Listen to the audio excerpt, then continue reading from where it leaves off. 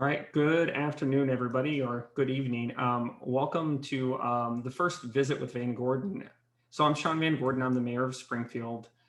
Tonight, we're going to go through a couple of Q&As and answer some questions, and just simply try to promote the dialogue that COVID-19 has really prevented us from having, and just have a little bit more of an informal conversation outside of the city council chambers. I'm going to let the cast and crew give a quick set of introductions, and then we'll start going from there. Nancy, you want to introduce yourself? Yes, and I actually remembered to unmute. Good evening, everybody. Thank you for coming and participating with having a discussion with our esteemed mayor this evening. I'm Nancy Newton, the city manager. I'm looking forward to having a dialogue with you tonight, and I toss this over to Neil. Hey, good evening, Neil Adati. I'm the Assistant City Manager here in Springfield, and we really are glad that you're here. And Mayor, if you'd like, I could kind of give a rundown of how folks can participate. So if you want to ask a question to Mayor VanGordon, you'll see on the bottom of your screen the raise hand feature. You can raise your hand, we'll put you in the queue and call on you as questions are answered, and you'll be able to ask your question live. If you prefer to put your question in the Q&A, please do that, and then we can read those questions. We've gotten a few questions via email as well, but if you are interested in asking a question at any time, raise your hand. You can raise your hand now, and you'll just be on hold until we're ready to do questions. And that's about it. It should be easy and painless for the question askers. It's the goal. Yeah, well, thanks, Neil. So if folks can start raising their hands if they want to get into the queue. I just wanted to make a couple of comments before we got started. One of the things that that I find that helps is to take a second. Well, now we're going to test some volume here. Is one of the things that I think would helps is always to sort of take a second and just talk about how the city government works, and use that as a context to jump in into the conversation tonight. So Springfield has a city manager council form of government. Across the United States, there's it feels like a million different ways to form your government. We have the most common form. So what that means is really you as a public elect the council, and the mayor is the policy setting body for the government. And then we have 3 total employees. One of them is Nancy, and that's one of the reasons that she's here tonight. Nancy's job really is implementing and bringing professionalism and standards to the day-to-day operations, so that is the council, we talk about the policy and the direction and the city wants to go, and then Nancy really turns that direction into actual action on the street.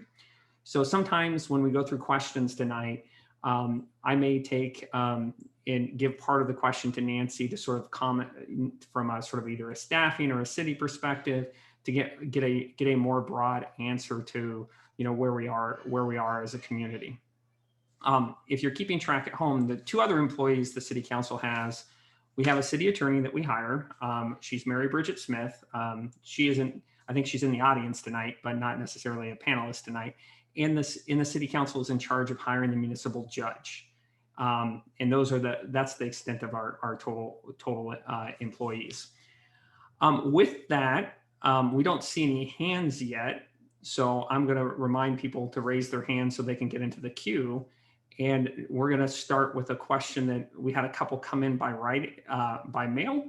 And then I'll have Neil feed me a couple more of those, and then allow people to either think of questions, or even if you just want to come up and make a comment, more than happy to take those. Neil, you want to feed me the first question, and then? You bet. You bet. Our first question came in via email from Vonnie Mickelson, and Vonnie is the director of our Springfield Chamber. And she asks, what's your top economic development investment priority and why? Oh, that's a really good question. I feel like I've got 5 or 6 pages of them. I actually think there's 3 big investment priorities that we have to make as a city. One of them is we have to find direction in Glenwood so that we find and get that first catalytic development that is going in Glenwood. We worked to this moment for probably 10 years. We're more ready than any moment that we have been to really start investment in redeveloping of Glenwood with a big private investment. And some of that's been in the news lately. The second thing that comes to mind really is a labor and workforce question. And really, to me, when we look across businesses and we talk to, where kids are coming out of Springfield High School, finding them good jobs matters a lot, and getting them connected to either career and technical education, places at LCC, the University of Oregon, so that they can get into good paying jobs is really critical to driving the economy here in the city. Like, the Chamber does a great job with programs like Work Ready and just introduce kids to different opportunities. If I called any business in Springfield right now, all the way through like the fire department, the police department, and anybody that's working in, mechanics, welders, diesel mechanics, everybody's looking for employment, which means we got to get our workforce, that's graduating high school to the right place to be successful. The third thing I would point to is just making the right infrastructure investments, right? Cities run on good infrastructure. When we invest in things like fiber, roads, sewers, it makes the community just simply run better.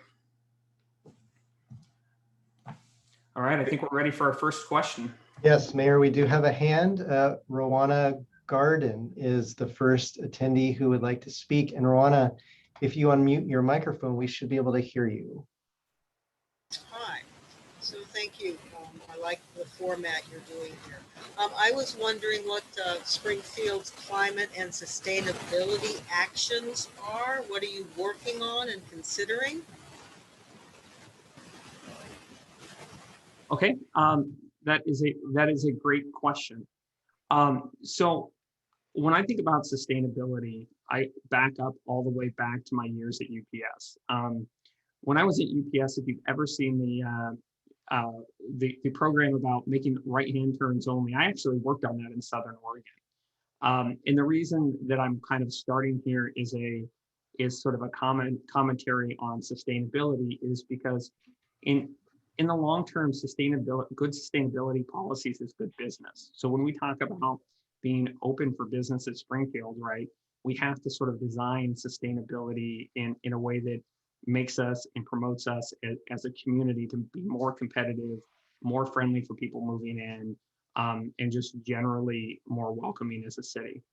We don't have a sustainability sort of action plan. We haven't taken some of the steps that are like log all your emission sources, but we are part of transportation conversations and alternative transportation conversations where we continue to make investments to, get people into alternative modes, and are at conversations at the regional level to include the sustainability measures and metrics and things like the regional transportation plan. And that's a pretty technical term, but really those kind of agreements are the things that guide our investments as a community into the transportation system. The biggest thing that we can do as a community really is to kind of get on the same page and look for places that are good investments that overall drive down what our emissions are. Thanks, Rana. Great, Mayor, we have a question in the Q&A from James Hugo. And James, it's great to hear from you. James asks if you would help or have thought about helping to facilitate a town hall meeting to discuss health and safety concerns in regard to the International Paper Complex. Yeah, so James has asked this question before, and it really involves a neighborhood that is to the east that is, I don't know, probably 48 and east on the north side of Main Street. And the reason why I kind of start there is a commentary is that the best place for this conversation to happen, the concern that James has really is about emissions, air emissions from the International Paper Plant. And the regulatory body for that is LRAPA. That doesn't mean that we don't have a role in having a conversation with LRAPA, making sure the right people get to the table. But when you think about big industrial places, they really have emission targets. They're formed from a different agency than us. So the best thing you can do, James, is call LRAPA. They have a whole process. They've been through this before, but they're the agency that is, that regulates emissions in Lane County. And it sounds like James may have a follow-up. Great. Just before James put his hand up, we had another question, but would you like to go with James real quick to continue? Yeah, let's do that. Okay, James, you should be able to unmute your microphone on your end.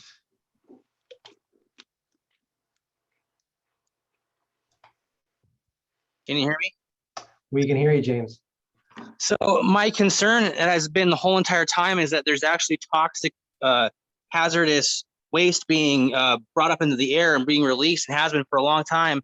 And Mayor Lundberg, when she was mayor, and then Sid Lykin, when he was county commissioner, made a deal with the international paper for them to do $103 million upgrade. That was in 2016 and has not been done. There are no pollution control devices on the entire facility, and no media wants to talk about it. It's like, shh, don't talk about it. It's just the money. Don't talk about it. And honestly, everybody's getting, I mean, you have no idea what it's like being shoved in your house for 2 days, not being able to go outside or open the windows during a heat wave at nighttime when it's, cool, because it smells like rotten eggs everywhere. And it's just awful. And I'm not the only person concerned about this. The problem is most of the people that are concerned about this are low income people. Some of them don't even have phones with the smartphones or internet access. So it's like, there's a lot of low income people living around the mill. We're being affected by it. And honestly, Neil, you live over in a nice neighborhood. You can smell it over there too. I know you can. I lived over there for 4 or 5 years too. And, up on River Heights, why aren't these people of privilege complaining? Probably because their houses are new and they have HVAC and all these nice things, and don't have to, deal with older, outdated homes. So this is a concern. I have a very big concern. I've written so many emails. The city council just doesn't want to talk about it. I have talked to LRAPA. Okay. I've been talking to International Paper. International Paper is actually negotiating with me a settlement to move. So you guys might get lucky and I might be gone out of this community because International Paper is going to pay me to leave because I'm tired of me complaining. So yeah. So James, we don't want you to go, right? You and yeah, sure. you and your family, I know we go rounds and rounds sometimes, but I appreciate you being here. So if you talked to LRAPA before, I'm too communist for y'all. That's the bottom line. So if you talked to LRAPA before, which is good, right? Which is really the first step to trying to get this resolved, because I don't have enough facts about what's actually going on, because this isn't something that's in the city's jurisdiction. No one does. They don't even know. Okay, but if you have a case number, an email chain, or whatever the last resolution is, why don't you forward them to me and let me read them, and then I will try to help get you an answer, especially if LRAPA hasn't responded yet. Let me just read it, and let me give you some advice on where to go and have the conversation next with them. Because the bottom line is, we all have kids, we all have families. There's so many families in Springfield and parts of Lane County that are experiencing this, and we're all being poisoned. We're all having health effects from it. Some people are in denial about it. Some people don't know about it because their doctors don't know about it. They haven't asked for the right tests. And I know for a fact that people in my household have high levels of carbon monoxide in their bloodstream, like cigarette smokers. And we don't smoke anything. We're not drug users. We're good people, and we're healthy and clean, and with our bodies, and we have poison in our bodies coming up in our blood tests. And that's just enough right there. So I'm not concerned for just myself. I'm concerned for every single individual and life form, because there's animals. How many of our pets are being affected by this? I know mine is. I know so many other people are. So come on, let's have some compassion and stop talking and do the proper procedures. Let's have some action, because we're like a forest fire away from having really bad air quality, and they're already going to be on doing their thing. They're going to be burning whatever they're burning and not caring about people that live here and the impact the environment's already having with the fires burning. So we got to start thinking about this, have some proper mitigation put in place. We got to do this, because we are going to not be healthy if we don't. Hey, James, and what we're trying to get you to is the right procedure and the right folks. Now, I don't know that they're, because I haven't seen anything that they sent you back. I don't know if, where the question is or where the concern is. Our applicant controls all the sensors when it comes to air quality. They can move them around based on the direction of their board. The best I can do for you right now is, you just have to start this conversation at the beginning, right? Like, and you've got my email, send me the information about what the last response you got from them. So let me read all the work that you've done up until this point. And what I will commit to you is try to help and get you an answer about how to proceed from here. I just don't have enough information to be able to respond on the fly here. And James, I want you to know that, like, I hear you, and helping here really looks like getting you to the right folks that really, they regulate the air quality. They solve these types of problems. They did it with Baxter. I think it was Baxter in Eugene. So, we'll try to get you an answer. But if you could flip me the information that you have and let me read it, and then let me reach out to them and see if we can figure out where the question's at. All right, thank you, Mayor. And we appreciate you, James. We've been working with you on several issues since 2015, and we always try to do the best we can to fulfill your requests. So the next question we have is from Marion Malcolm. And Mayor, Marion Malcolm through SAFER, long-time work that she's done there. She has a question.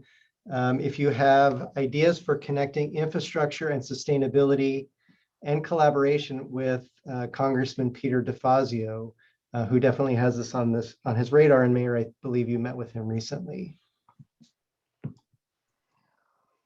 Yeah, so I think that's really a good question. When we talk about infrastructure investments, right? Some like sustainability really covers everything from sewer to water quality, all the way to can we find a better bike ped solution. The one thing that really appealed to me when I talked to Congressman DeFazio the last time is just the emphasis that, it was a really long, in-depth conversation about bringing sustainability to the, sort of sewer operations. And he keeps pointing to what we do out of MWMC, right? It's a regional partnership. They're selling the natural gas starting this year, so they stopped flaring it. And instead, they're going to use it as a renewable source of fuel, and then invest and then make additional investments to make sure that whole operation is as green as possible. So, like, if you go out there's a whole tree farm out there where the water that they can't go back into the river gets essentially put out, and we grow trees with it. So, when you think about sustainability as a question in infrastructure investments, on one end, you really have to think about operations like sewer investments, right? The other end really wraps around places like Franklin Boulevard. Franklin Boulevard, the first half of Franklin Boulevard that we completed as a city, which goes from the bridge west, right? Like, that's a modern multimodal boulevard that provides people plenty of options to sort of bike and walk. We have to take that sort of infrastructure investment and take it all the way to the Eugene side. And if you look, when we went to Washington recently to talk about infrastructure and sustainability, that section of Franklin was the #1 priority between all the regional partners. It's like the backbone of the city right there, to be able to get and invest and modernize infrastructure, so it just works better for everybody. Great, and thank you, Marion, for the question. Mayor, the next question is from Mitchell Kuhn, and Mitchell asks, how important is it to you to develop the outskirts of North Springfield for pedestrians and bicyclists? So this is a kind of an interesting question, because it's out in my ward, and really it depends on, there's a whole part that is part of the county out there. So our strategy there long term is sort of, really depends on if those communities are going to, those residents are going to stay part of the county, or how fast they come and annex into the city. Now, every time you say annex around people who live up in the North Haven Bridge, it always makes them, gives them a lot of stress. Like, people are going to come into the city at their own pace. Nobody's going to force anybody to annex. But one of the advantages we have in the north part of Springfield is anytime we invest in bike infrastructure, that allows us to sort of be a better tourism sort of destination, right? Any connection that we make with bikes turns into people coming to the city to spend money and enjoy the fact that we're one of the few people that sit between two rivers. And that really interests me. We talk a lot about infrastructure around the Willamette. Now we can have an opportunity to talk about infrastructure around, the McKenzie River as well, and get people to see some of those beautiful views that are out there. And lastly, and this is really important to point out, is anytime we promote kids and our families getting outside to bike and move around, that's just good health policy, and it will pay off long-term for us with a healthy community. But the big conversation from a bike infrastructure perspective really is trying to, just add more connection points and eventually get to the point that, maybe we can have a riverfront path out there, but that's pretty far away. Great. Thank you, Mayor. The next question is from Samantha Alcantar. She asks, what is your stance on racial justice and equity? How has this been communicated to the public and discussed with the city council? Yeah, so my really great question. My stance is really to start with where we want to go as a city, right? Like, I think this is a question that kind of speaks to, what our core values as a city are. And I want people to move here with their families, right? Like, and have the city feel really open and really, really welcome to people to come into the city. And, Springfield's best when people have a sense of they can both build the community here and build their lives here, and have some sort of control over what their future looks like. And that's for everybody, right? And since I've become mayor, I've said that consistently to folks is, a city that's welcome and is more diverse naturally is, just a better community all around. I talk about it regularly to the council.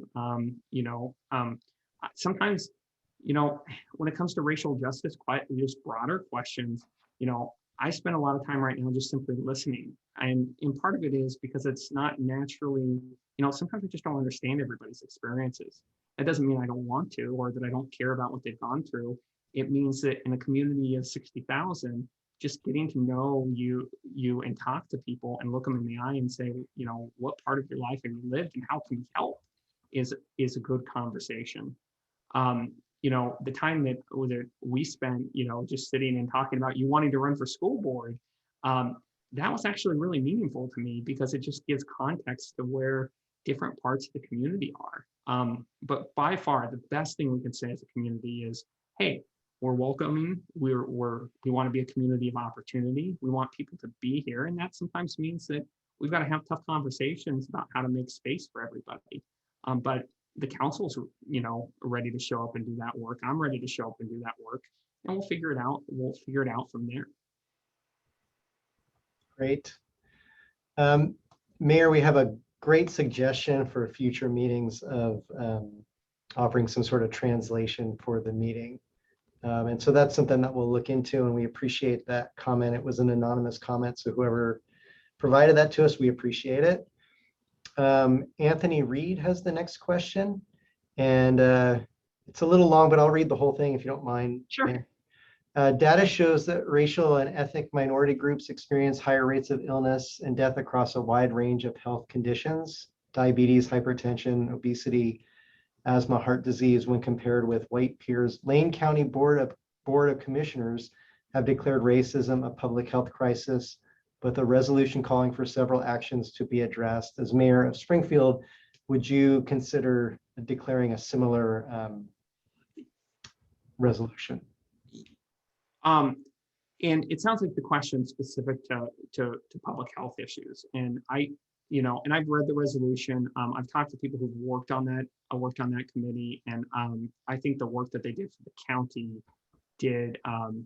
was spot on. I think that everything that they said is sort of critical and timely. Now, here's why we would, like, as a council, we're probably not going to pass a resolution for racism as a public health issue. And it goes back really to the form of government that we have. Counties kind of do a little bit of everything. And the county really is the public health agency of Lane County, right? So, they run all the health clinics, they make the public health policy, They make human services decisions, but that's their broad charge. Why in Springfield, when we sort of think about, like, we really need to support them in doing what their core role is. So when we talk to the community about these issues, if we start passing resolutions, then we're really sort of taken away from the fact that they really need to be the lead agency about this. Now, the flip side is, you know, I'm on the Poverty and Homelessness Board. You know, I keep track of what we do from a housing perspective. We as a community have to show up and help the county implement their resolution. I think it's sort of critical and timely that we do that, but I want to make sure that anything that we pass as a government agency doesn't take away from the fact that it's not really, public health is not really our lane. It's really the county's lane. And we really, when it comes to public health questions, I tend to want to pull back a little bit and come back to sort of a supporting role so that the county can make the correct policy decisions for the entire community in their role. Like when it comes to school decisions, right? Like my instinct would be to sort of pull back a second and support the school board because they are the policymaking board for that particular area. But it's a really good question, Anthony. Thank you, Mayor. So this question is an emailed question from Sue Mandeville, longtime library volunteer and supporter. She has a couple of questions. The first one is, would you consider having a brief police update at council meetings? So it's a great question, Sue. The conversation where I want to put the police update, I actually think a police update would be a good idea. It's something that when I listen to the conversation with the community, we just need a regular touch base about police issues because we've got a long way to go and we've got a lot of work to do. And we need to kind of move the community forward through regular conversations and just making sure everybody has clarity of direction. In the council format, what I've asked Nancy to do is start bringing a regular police update under her business as a city manager and really talking specifically about topics that are happening. Now, there's about 90 different things that we need to get done from a police perspective. So we're only going to probably hear regularly about maybe 3-ish. But that's really the format that we want to go forward, that we want to bring forward. And there's a very specific reason why. The minute we actually put the police off separately and teach and talk about them in someplace else, we break their connection with City Hall. And the police department is part of this community and they are part of the city government. And really by asking Nancy to help lead the conversation, it really is setting the groundwork that says, at the end of the day, the police are accountable to her and she's accountable to us for policing. And making sure that we stay and talk about that every day is really important. But it's a really good question, Sue. And then one other question from Sue, and then we have a couple others waiting. She has a question that's come up in the past about train whistles.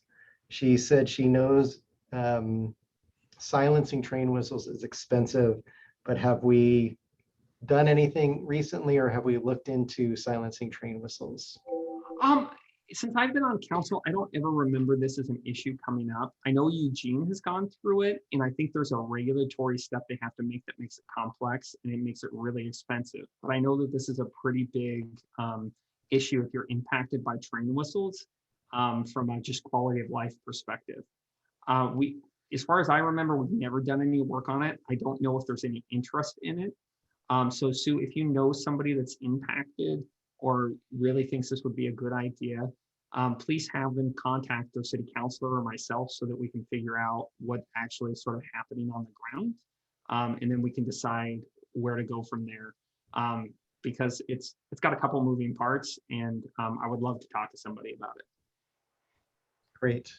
So Mayor, if you're ready, we have a hand raised from Amy Cothran. Perfect. Amy, I think you know the drill. You can unmute your microphone on your end. But you don't have to say your location for the record. Thank you all for meeting with us tonight. And I do want to start out on a positive note. I have seen some of the plans for Glenwood, and I think that especially the idea of a soccer stadium for Lane United would be fantastic. It would bring people into the community. It would do all sorts of great things. And I'm involved with the team, and that would be absolutely wonderful. And since the meeting did kind of skew this way, I'll go ahead and ask my question about SPD, because I know I'm pretty sure all of you knew that's why I'm here.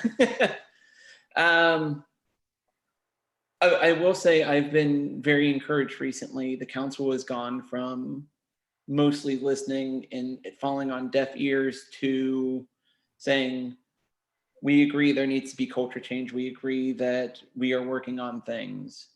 But from a public perspective, we haven't really heard of what they intend for an end goal, what they intend as a plan, anything on that end. And every time I've asked about that, they've tended to just like kind of kick the can down the road or ignore the question. So I was wondering if you could speak about that a little bit as far as plans for changing the culture for SPD and kind of what you hope the end result will be. Sure, I'm going to make some comments here, and then I'm going to punt to Nancy to sort of talk about some more of the staff and technical pieces of it. When I moved to Springfield in 2007, one of the things I always thought that Springfield PD brought to the table, and my experience with them really was, really a sort of back to the basics in a good way, right? Get back to the core nature of really great policing. And the reason why I want to start there is because when I think about the endpoint that we're working towards, right? I really think about places that, the police are an important part of this community. How we police ourselves is really, really important. And really what I want to do is move to a place where we feel like it's, we stay true to the fact that policing is sort of critical to having a safe community, to having good neighborhoods, and the nature of policing is fundamentally changing. So really, when I look around the state, the image that I want to have for people is I want people talking around the state going, when it comes to policing, look at what Springfield's doing, right? Like, what are they doing? How are they getting ahead? How do we catch up with Springfield? So the goal is not to catch up with people that are necessarily, great police departments. The goal is to really get ahead of them.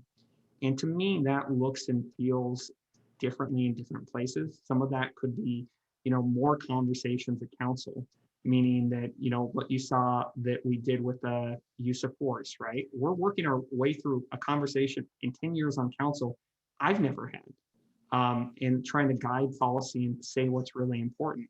All the way through, there's probably, between those three reports, there's probably 60 different ideas of things that we can all collectively agree are really good ideas. And, right, we want to get to a point where, that more people in the community just have positive encounters with the police, right? Know who their local police are, look up to them, encounter them. And I think it's really sort of important that we bring some of those 21st century policing is sort of a loaded term, but what I really want to think about is policing that we're going to need that involves mental health, that involves de-escalation, that involves a ton of other tools to get really smarter about the kind of work that we do, and think about how we do it in the future and work our way towards that. We're not getting there tomorrow, but we just have to make constant progress towards the police department that we want. And I'm going to acknowledge that there are a lot of people in the PD that are doing a great job, and they work really hard. And part of this is just having a discussion about what do we need to change and how we want to do it. Nancy, do you want to add anything to that one? Sure. Mayor, I appreciate that you acknowledge the work of all of the people that work in Springfield Police Department. It's a lot of people that it takes a lot to provide good law enforcement service. And I acknowledge that we have had some things in our past that weren't great, and I don't want to really dwell on that. I want to look toward the future and learn from the past. I mean, I think that we have a good foundation for doing that. Chief Scheer is making the implementation of the reports, especially the OIR report that was attached to the Stacey Kenny lawsuit. I think that he's made that a top priority for him. A lot of these things are already, being done, are in process.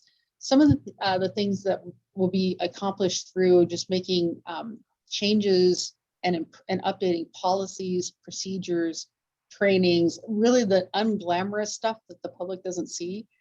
And then we're also going to be using some technology that will help us be able to track use of force better, be able to tailor our training by what we're seeing, and really kind of taking the department as a whole to the next level as far as having a more formal, accountable structure.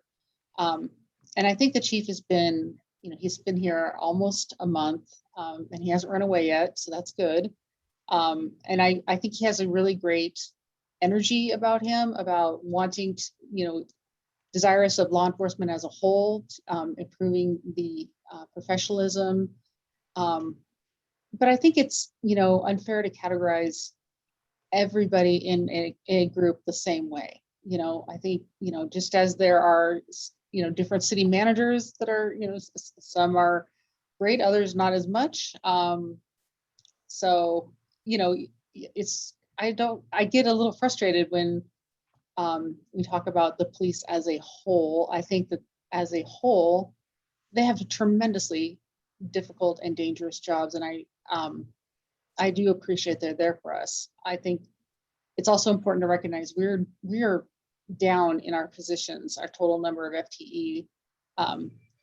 And so that means we really are putting a push on recruitment, trying to recruit officers that have experience, and so that you're a little bit further along in the training. It doesn't take as long to get them ready.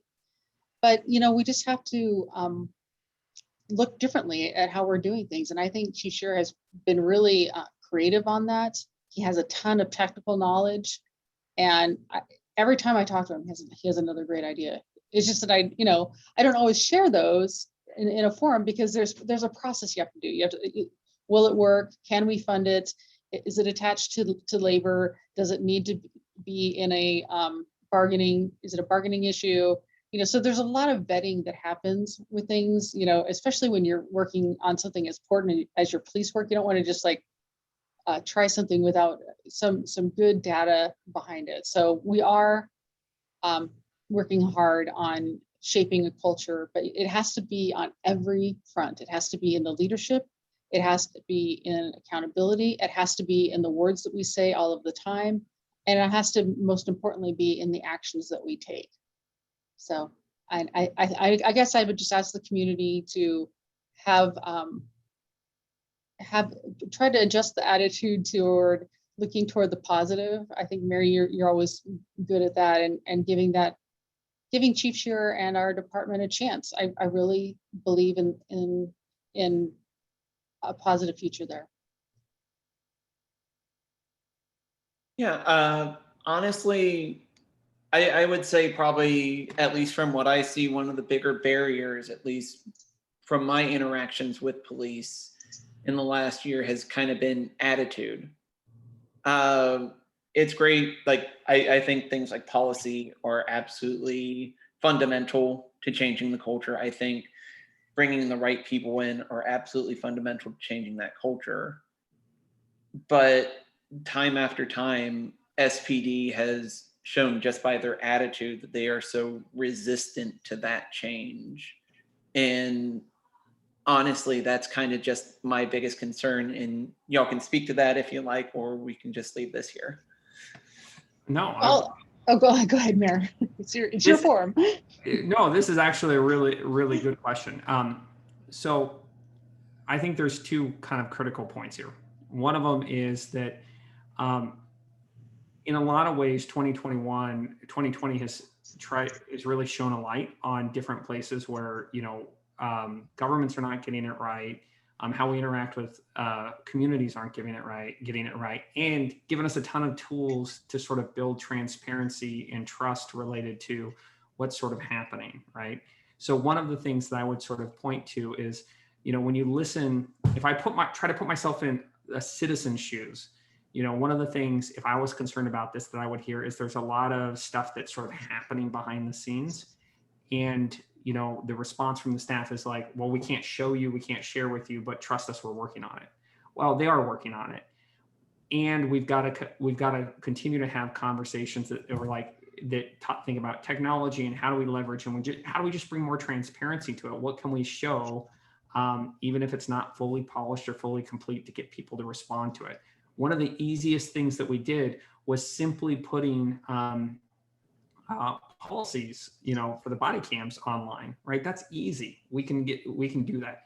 Other simple things we can do, right? Like making the SPAC committee, you know, videos available and allowing public comment but in them. Those are all things that are sort of positive steps the right direction to actually have a conversation about it.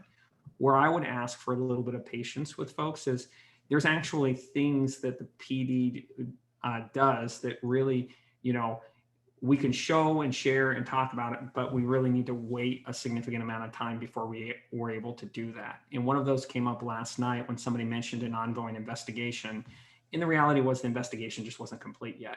So that's kind of one comment. And then the other is, know that as a policymaker, really where I'm pushing the Nancy and the staff is really just share more, right? Like that way, even if it's halfway done, that way people can see that the work's sort of being done. Now I'm going to flip the switch and go, I cannot comment to the, you know, any specific occurrence about attitude or anything like that. But what I can comment to is, you know, I've worked in process improvement for most of my adult life. How you build and change things, we are at a normal part of this. Normally when people start feeling pressure, right, you know, it's easy to act defensively. It's easy to act negatively about it because essentially people are saying they don't appreciate the work that you're doing. Now, that's not to dismiss the real concerns people have about how policing is done in this community. That's just simply to recognize that it's what we're saying to improve is not really a judgment on individual officers. We're saying as a department, we have to get from point A to point B, and we got to make sure everybody in the community is behind that because the police need to be there for everybody. So I hear you about the attitude piece. I just want to at least give a little bit of context to say, hey, transparency matters, but also coming back to, you know, it's not about an individual person. It's about where we want to go as a community. Thanks, Mayor, and thanks, Amy, for the question. I want to change it up a little bit. Mayor, we have a question from S. Lore, big library supporter, asking, how do we as a community make a library expansion happen? Oh, I've got that. I love this question. I'm so excited about the future where the library is going. If there's one thing that citizens are behind and are fans of, it really is the Springfield Library. They're innovative and they're open and they're transparent and they're just great. Here's where ultimately I want to build a new library. You know, I think we got close before the pandemic. And I think here's where the answer is. If you stand out in the plaza at City Hall, that's our natural point that we come to as a community. A library would look really good across the street from that. And the thing that really sticks out to me is if you talk to Head Start, if you talk to any early learning center, we're short early learning space in this community. We're short by a significant amount of preschool space. Ultimately, we're taking kids in buses to LCC into Eugene for preschool work. So the long-term, my goal would be to put a library that has some sort of early learning or a Head Start location in it and somehow partner with LCC so that if you were a parent and you were going to classes, right, that you could drop your kid off to Head Start, take advantage of that great program, and then really, you know, read, take a training class, work towards a college degree or some other sort of certification. But I think that combination of a, you know, kind of an innovation location really matters a lot and really could help a lot. You also look about our economic vision for the city. One of the other things that we want to build is we want to build an innovation hub. to support entrepreneurs and grow the next great businesses in Springfield. So if I think about 10 years in the future, I would prefer to see a library with an early learning center right across the street from, you know, a small business innovation hub that's sort of open for everybody to just participate and get supported as they start an adventure in, you know, essentially following their dreams. But the library piece can happen. The pandemic kind of got in the way to it really getting legs. Okay, thank you for that question. Mayor, we have a few questions. I'll just throw them your way. They're from anonymous attendees, which is fine, but that's why there's no name with these. This question, why hasn't the city council adopted noise ordinances using decibel levels? I think at this point, we leave it up to the discretion of the officers who are called. Noise is different for every individual. Yeah, I saw that question come back when we had a noise change a few weeks ago. I haven't had a chance to follow up on it. I thought it brought up some good points about trying to find some science behind what a noise violation is. Noise is always a challenge when it comes to so we'll take that one away. I don't have a great answer for you right now. Okay. All right, these questions, I think you've touched on these, Mayor, but we'll ask them again just so we don't leave any behind.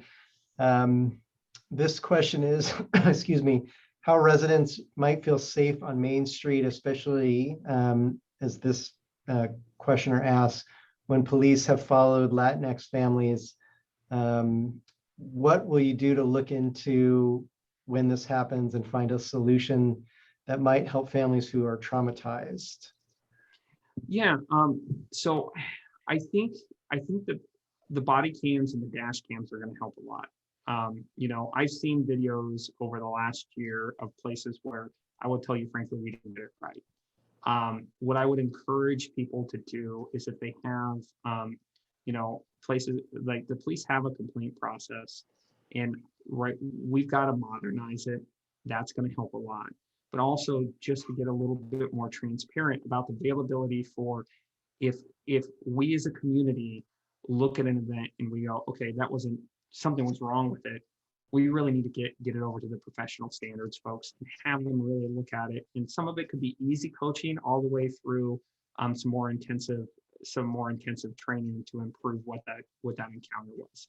The best thing you can tell people who are afraid to report anything is that it's actually okay, right? You know, if we didn't get it right, please follow the complaint process. Even if you have to help them and get them there. I know that there are some people in this community that really do help, you know, community members who have language barriers or maybe don't understand the process to get them to report their complaints correctly. Because if we don't have the data, so we see the pattern, it's really hard to improve what we're doing. Great. This is also an anonymous question. What are you all doing currently right now to restore faith in feeling safe for BIPOC community in Springfield? What has been done to reach out to these communities and build trust, as well as helping folks navigate systems in the city of Springfield? So we're going to take this in two parts, right? So the first part is I'm going to talk about it from a policy perspective, and then let Nancy talk about some things we're doing internally to City Hall. The first big thing that I did when I became mayor, I gave a State of the City address and just acknowledged that we don't want to live in a city where political violence is welcome or that white supremacy is welcome. So when we sort of set the baseline between this and that we do have a council goal that really values diversity, that's really the starting point of this year. Now, we can, at this point, really kind of listen, like is COVID is letting us go out and visit with people a little bit more. It's going to become a little bit easier to sort of hear and listen to people's experiences. And then out of that sort of draw any sort of community needs or community desires out of that conversation so that we're a lot more versatile and flexible But ultimately, with anybody, right? But especially BIPOC folks, we just have to find places to build relationships. There's people on this call that have no problem calling me, and I enjoy their conversation, but they have a relationship with me. And really where I want to get to is the body of elected officials is really invite people in so that they feel comfortable calling me for, let's go have a cup of coffee and let's talk about what our experience is. Or like just picking up the phone and calling and saying, okay, what's actually happening? There's when you think of, I'm going to use activists, but I think that's probably incorrect. When you think about advocates here, advocates really run in this community really broadly.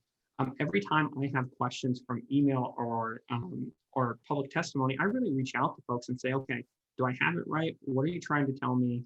Am I listening correctly? Because right now, we are in the middle of this conversation.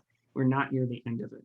And the most important thing we can do is not listen to respond, but listen to hear.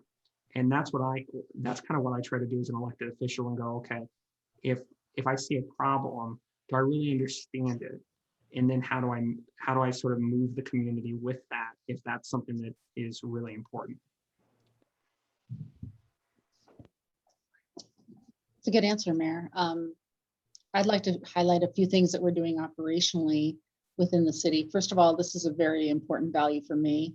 And I think that I have been, over the last, over a year that I've been here, I've been very intentional about speaking about equality, equity, inclusion, diversity, and really encouraging people to be comfortable with the fact that sometimes you're not always right, but opening your mind and learning about other people. And I think that it benefits us as individuals to learn about another person's experience, and it also benefits us as an organization, because we can do better with our customer service the more knowledge we have about different people, different cultures, different experiences. Diversity isn't always about race. It's about some of these socioeconomic standards. It could be what your age is. It could be your gender or your gender identity. There's a whole spectrum of diversity, which is what makes us great as a community and as a nation. So, but let me just highlight a couple things. First of all, I want to do a shameless plug. Right now, in my office, in the city manager's office, we're doing a recruitment that we're really hopeful that we can get some good BIPOC candidates for. So it's on our website. If anybody wants to forward any kind of city jobs to communities that that's really important for us. We've done a lot of outreach to BIPOC communities on all of our job positions. We have a great, I think it's great, working relationship with SAFER, the Springfield Alliance for Equity and Respect. We have a collaborative meeting with them, and we talk about what we can do better as a city and how we can be accountable, and also, as the mayor said, really listen. We have an internal committee for diversity and inclusion. It's a small committee of city employees. I'd really like to grow this committee, but one of the things that they recently worked on was crafting language for proclamations around June being Pride Month, and also for Juneteenth recognition, and they did a fabulous job. We also have in our Public Works Department, we're looking at really trying to reach out to diverse populations for our apprenticeship programs to, if people have an industry, want to get into the trades, that is something that we're interested in. I would like to restart, once we're fully reopened with City Hall, so probably sometime in the fall, restart the conversation project that the city was doing with Oregon Humanities. That's an excellent series that we're holding through our library. I want to restart that. And as well, the City Link program that actually Neil Ladati designed. And it's intentional to bring in people of different cultures so they can learn how their city government works, and hopefully with the aim of having people participate more in their government, either as a volunteer on a committee or even running for public office if that's what they want. I don't know anybody to be crazy enough to do that, but you know, some people do. So I think we're going in a great direction in little ways and in big ways. I think our staff feel empowered to make changes, to make suggestions, to speak up. And that's what I really want. I want people to speak up with ideas, and I want people to speak up if they see injustice. And I'm going to put in a plug for CityLink there. When I was a young counselor, I wish that was available. So one thing that we do is we don't point out enough is when people have all the information that train and talk to and create elected officials, it is a great program. It is sort of soup to nuts, everything you would need to understand about city government. I would encourage you guys to take it. And we plan to bring that back in the fall, Mayor. So quite a few more questions, so we'll try to run through these. What is the best way to reach out to SPAC, Springfield Police Advisory Committee? Public comment is not always an option, and having Zoom chat enables the community to jot down ideas, concerns, and opinions. I've heard I'm going to take a note about the SPAC one, and maybe we can jot down who that was so we can get back to them. I've heard the question about the chat before, and I think I'm going to have to double check on the chat feature. I think one of the things it does is creates, having the chat feature open does create some questions from a public meetings perspective that makes it a little bit trickier. We'll get an answer so it's a little bit more open. I can tell you when the chat feature is open for a meeting that I'm running, that you're not really getting to me because I'm sort of focused on the conversation that is at hand. But I know that question about the chat feature has been out there, and we can find out what the reason is. There is a reason. I just can't think of it off the top of my head. All right, Mayor, I'll just get to the next question. And actually, I have to back up to a question that I read incorrectly, and that's on me. I just have a lot of screens going at the same time. You did answer it, I think, but let me ask it again just so we can make sure that it's answered. And the last question was from an anonymous attendee, so we don't have their contact info. This one also from an anonymous attendee. How can we have our residents feel safe on Main Street, especially when police have followed Latinx families as if they were criminals instead of residents? What will you do to look into this as well as find a solution to help families who are traumatized feel safe? And I think you answered it. I just didn't read the entire question correctly. So my bad on that one, I apologize. These two questions I'm gonna combine because they're similar. One is from Darlene. When can we get back to in-person meetings instead of Zoom? And then a follow-up from Scott Arstad. Thank you for holding this conversation tonight. In the past year, being able to attend city council meetings virtually has made the meetings much more accessible to me and my spouse. As we look to post-COVID times, what digital access will Springfield maintain? Great questions. So the time that we're circling to get back in the building in person would be we're about ready to leave for summer break, would be the first meeting after Labor Day, which is where we return into for the fall. So that's kind of the moment that everybody's working towards, and that gives us as sort of elected officials and the staff a little bit of time to sort of figure out the logistics of how do we even do that. Now, we will, when you think about the good things about Zoom meetings, we will keep remote public comment.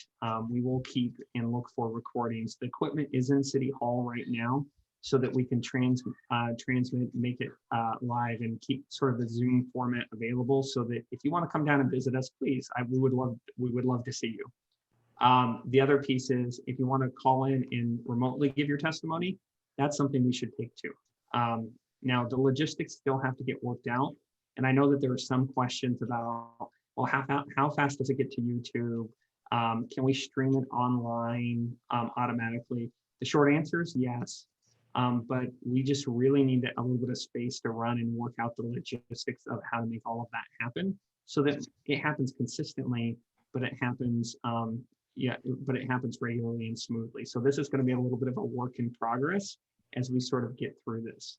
Now, when it comes to individual committees, and this is one of the things that why I want to bring this up intentionally is I really think outside of the Planning Commission, my position would be leave it up to the individual community, the committees that work in City Hall to see if they want to come back full time, if they want to pursue a hybrid option, or if they want to pursue, or if they want to stay remote. It could work better for some committees to stay remote when that could make sense. It could make people could want to come down to City Hall, but I want to leave enough space so that people can work on what works best for that committee and kind of guide the council that way. Okay, Mayor, lots of support for the online options. This question is from Jenny Potter. Will there be a fireworks ban this year given the high fire danger, or at least better enforcement of illegal fireworks? We're getting a lot of feedback about this right now. There's no support for a fireworks ban. There's not going to be a fireworks ban in Springfield. We are monitoring the situation closely. We're having conversations regularly with the fire department to understand, what the risk would be and what the, what concerns could come out of that, because we still have a week and a half to go. The situation could change.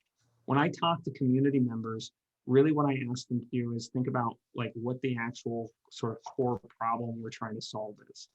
And the thing about fireworks bans is they're really not that effective.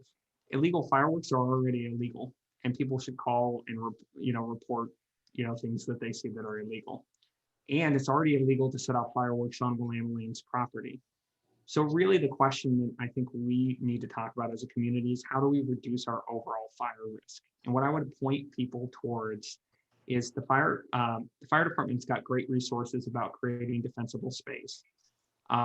You can get them also off of the Oregon Fire Marshal's website as well, to really take a second and look at your piece of property and ask the question, if we had a fire, right, is my landscaping, are my trees maintained in a way that reduces the overall fire risk?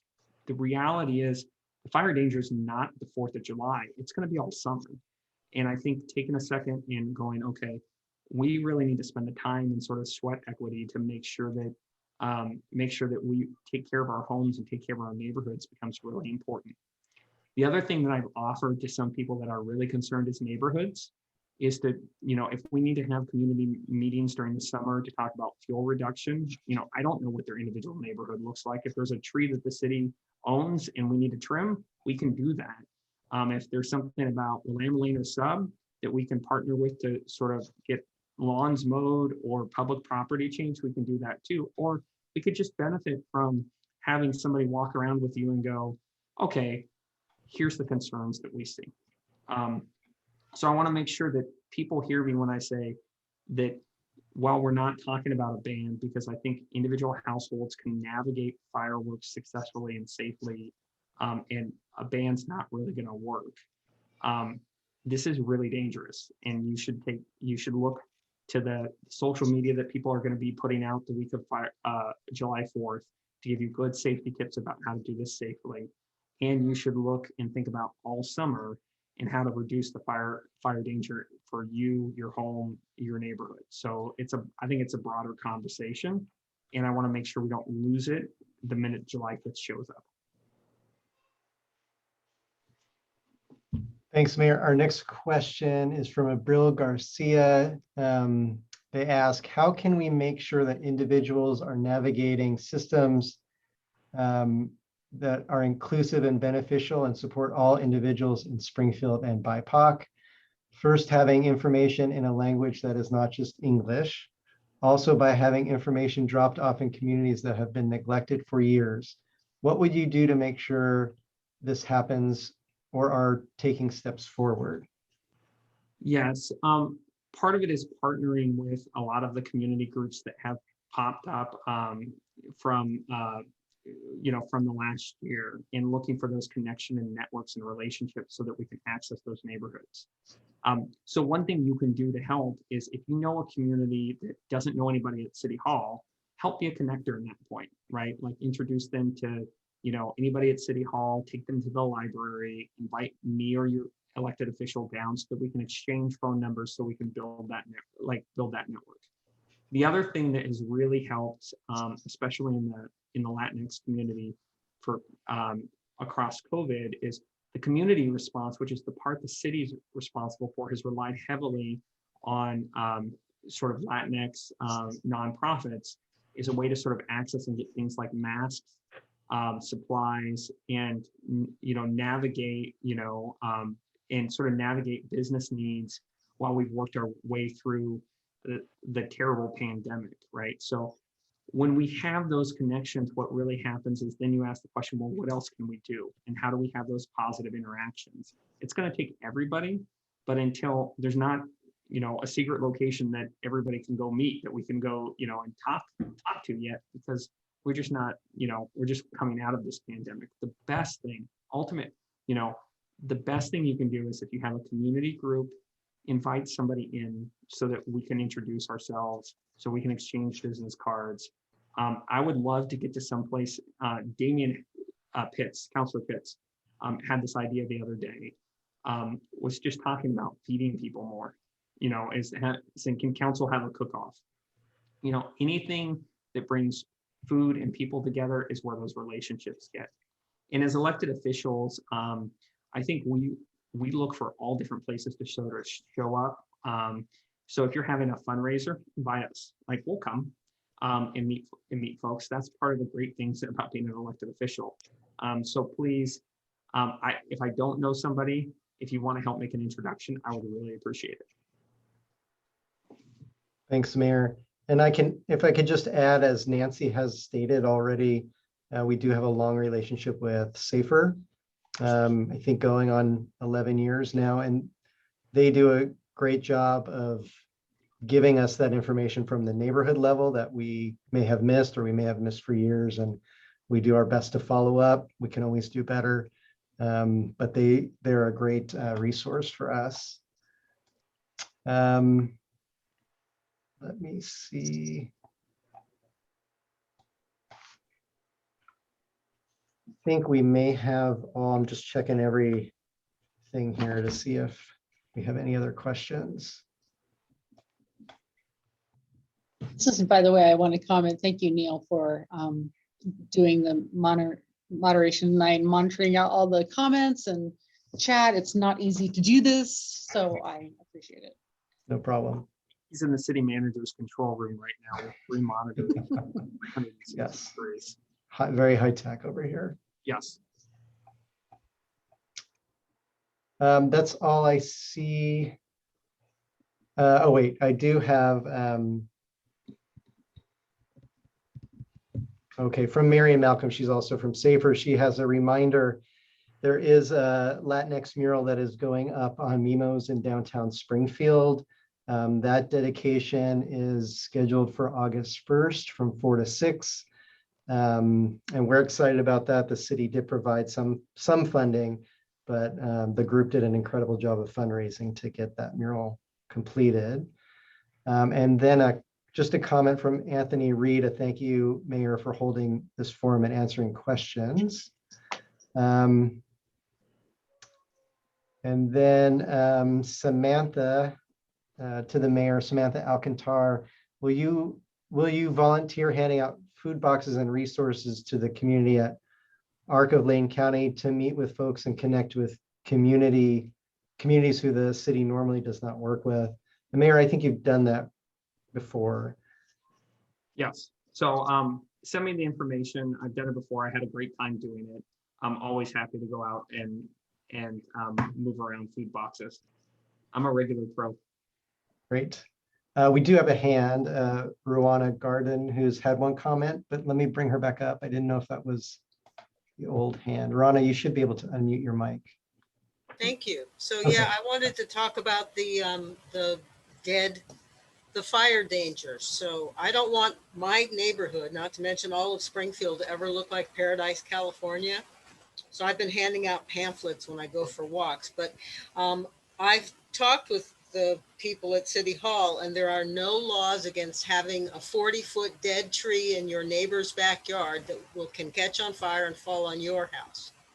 There are no laws about having the neighbor on the other side of me have a 4-foot lawn that is 4 feet high and totally dry during the whole fire season. And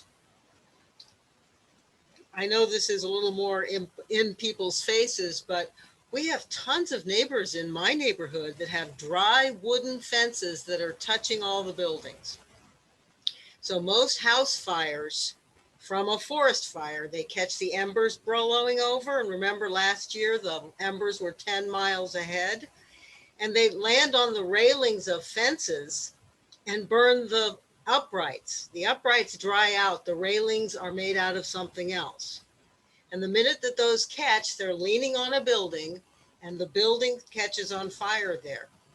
So between dead trees and dried lawns, 4 feet high, and wooden fences, we are in a lot of danger here. And I'm not sure what you need to do, and you do make laws, but I think the public needs to be much more aware of this kind of thing. Thank you. Yeah, thank you. We're always looking for good examples to push out from a social media and sort of educate everybody about what needs to happen. And again, it's really going to take it neighborhood by neighborhood. I mean, to point questions, I've never even thought about the tree question until you just brought it up. So I would continue to encourage people, if they see something, to sort of provide some sort of feedback. And Mayor, I'll just mention that interim Fire Chief Chris Heppel is listening in tonight, so we can follow up with him as well. A few more questions, Mayor. We're about 7:14. So from Patrick Stutz, what has been the biggest challenge during the transition and change in leadership in key positions, the mayor, the city council, or the police chief? I think it's just been getting, like, for me, it's really been I'm really kind of impatient to get some of these changes done. And I think when I watch and look at where, like, how much work we really had in 2020 that was left over and we had to respond to as a community, that, you know, I found myself being challenged to sort of let it play out in a way that sort of made sense for people, because my sense automatically is sometimes to just push through, right, get going, you know, try to get the work done. So one of the shifts that I think I've had to think about as mayor is really to sort of change, sort of read the room a little bit and go, okay, and sometimes it's important to pull the community, and sometimes it's important enough to give them some sort of space to work the problem. Or that goes for council as well, is to, you know, more time sometimes is good. Sometimes we just need to sort of jump and make a decision. The second biggest thing I would note is I think sometimes it did impact us, the fact that we couldn't meet in person, because we, you know, in some cases we don't know, you know, we've had 2 new counselors. I've gotten to know them a lot over the phone, but that's sort of walking to a meeting, how's your family conversation, right? We really haven't had the opportunity to sort of bond over, which really makes great teams. The challenging thing about councils is you're sort of a single person and a body at the same time. So sometimes you talk as a group, right, with one voice, and sometimes you talk as an individual elected official. And really to understand where your colleagues are really takes time to build relationships. And I think that's probably been the biggest thing that we've missed. And I've missed that, is seeing people. Had a meeting for the first time in person a few weeks ago, and it was just really nice to see people's faces, and, you know, and just miss that human touch. I was grateful that we worked through it in a really positive way as a council. And if you look at how much work we've gotten done, once we filled out all the seats, work started to move forward, right? Because, you know, we had the team here. Great. Thanks, Mayor. I'm going to put in the chat just the CMO mailbox. If people have questions they're either not comfortable asking or they think about it later, they can follow up with that, and we'll get those right to you, Mayor. Just a comment here from Johannes Tadeo, who we all know is a long-term resident of Springfield who's done a lot of great work. I hope to see more of these meetings. Thank you for making the time to speak with residents and look forward to changes and further communication. So that was from Johannes. And then I thought Bernice Pogue had his hand up. Let me see. Okay, here it is. And Bernice, you should be able to unmute your microphone.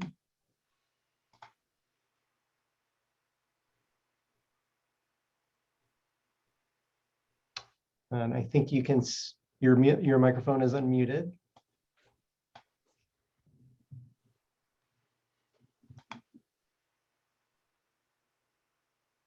Okay, let me just try this again. Hold on.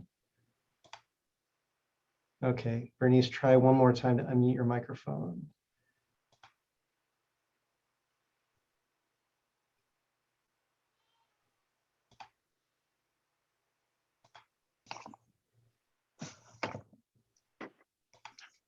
Okay, I think we're just having, sorry, Mayor, a challenge with her microphone. Are we able to turn on her microphone? And that's yeah, it's on her end. I think she just might need to unmute. Of course, Neil would know this. Neil is like the office tech support, so. Yeah.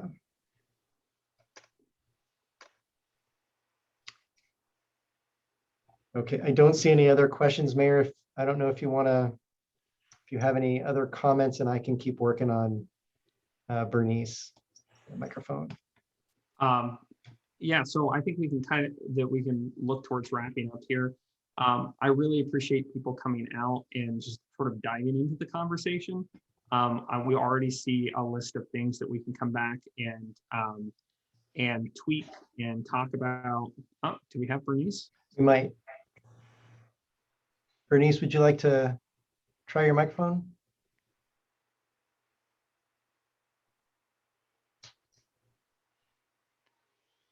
So yeah, it doesn't look like it's working. I apologize. If we have Bernice's email, maybe I can reach out to her afterwards. Okay. I just wanted to say I was really grateful for the conversation. One of the things that we've been really missing is the ability to sort of have coffee and have conversations about what's actually happening in Springfield, and have it in a way that's a little less formal than in the city council chambers, which is really a business meeting designed to get stuff done. And I'm grateful for the conversation, and I look forward to doing this again. Please be a little bit patient because we may tweak the formatting and timing. But our next scheduled visit here would be in a quarter from now. So when we come back in September. If you have questions or comments, Neil's put the CMO's address in the email. Feel free to reach out and keep the conversation going. So good night, everybody. Thanks. Have a great evening. Thank you, Mayor.